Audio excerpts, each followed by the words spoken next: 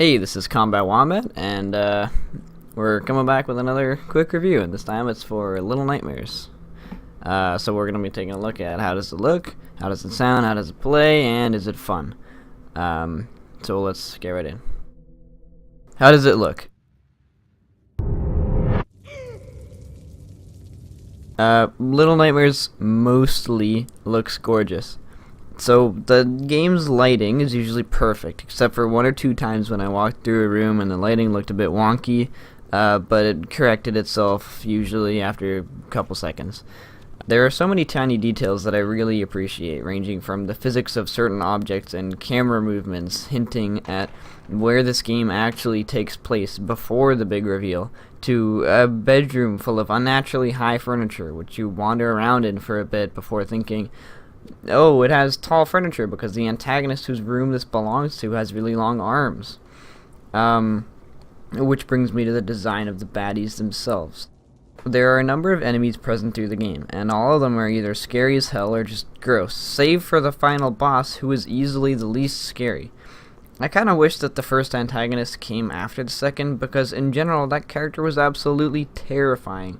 I do understand why they made that choice, however, because the first enemy being placed anywhere else in the game would not have made sense to the story.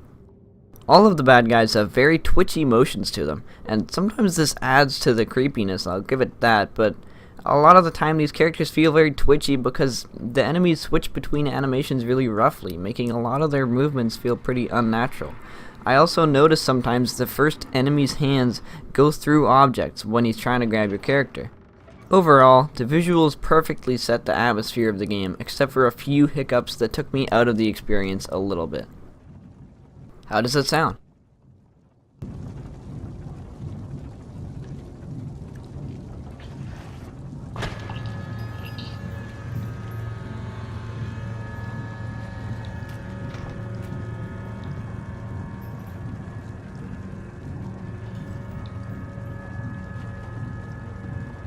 I'll say it simply, this game has one of the best sound designs I've heard, ever. The ambient sounds put you perfectly in a sense of unease, and every little sound feels like a cannon going off when compared to the usual creepy abundance of noise in the background, save from the occasional weird-ass noise that tells you, yep, you are not alone. Opening a creaky door or cranking the handle to operate some kind of machinery to make your way to the next room while you know there's something nearby that wants to eat your head off will make you cringe with fear, thinking, oh my god, this is way too loud. Pairing that with the sounds of enemies breathing heavily or cracking their necks makes for a terrifying experience, especially when you're sneaking behind a dude who eats babies for breakfast and you step on a creaky floorboard. Sound plays its biggest part, gameplay-wise, when dealing with the first enemy, but stays a crucial part of solving puzzles and escaping fat guys later in the game. Now about the music. Every character, including the protagonist, has their own piece of music knitted to them that is instantly recognizable and personally represents them. The first enemy has a fast-paced sort of horror movie theme mixed in with a thumping heartbeat. Later enemies who are fat, slow chefs are represented really well by a deep tuba that gets faster and louder when they're getting closer to nabbing you to grind you into a sausage. Interestingly, a massive group of enemies seen quite late into the game actually make their own soundtrack. A low droning hum coming from every single one of these enemies, timed with their rumbling footsteps in a super memorable and menacing moment. Did not mean to alliterate there. Overall, the game knows when and when not to use music and sound, and when it does, it absolutely nails it. How does it play?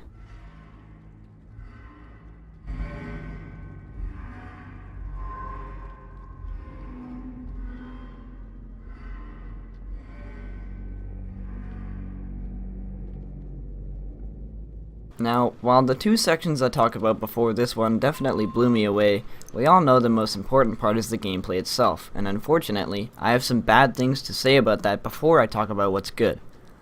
During my playthrough, I had one game-breaking glitch where I accidentally shoved myself into the floor because a piece of meat fell on my head.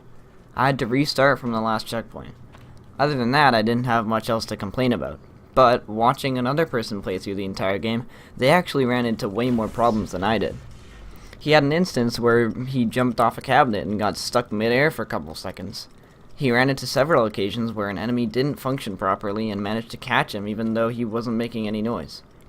He also ran into a problem where he died at the same time as performing a specific action, leading to an annoying glitch where the camera flung itself wildly across the map, landing on a random room of seemingly no importance, hung there for a whole 30 seconds, and then the game registered that his character was dead and reset him.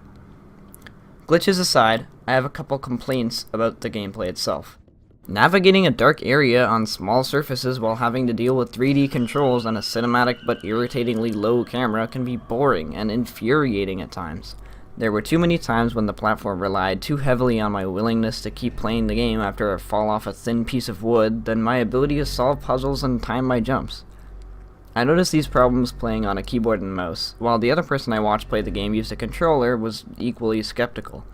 Another problem, for me at least, is that the game sometimes just decides to go against its own logic and leaves you with a solution to a room that is a bit too difficult.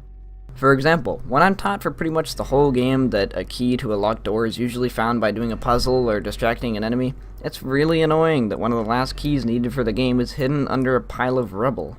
This key can only be found by smashing a pot to distract the enemy, but then the game goes against what it taught you again and the enemy actually leaves when you smash the pot, instead of chasing you down. You then think maybe you've scared the enemy off and you can proceed to find the key where she used to be, but nope, the key was inside the pot you used to scare her away, almost unnoticeable because it's buried under a bunch of broken pot bits without even a flash or glint to mention to the player that it's even there. Overall, most of the game plays like you'd expect it to, but with so little controls, you'd think they put more time into making the puzzles a little less convoluted and checking for bugs in such a short game. Is it fun?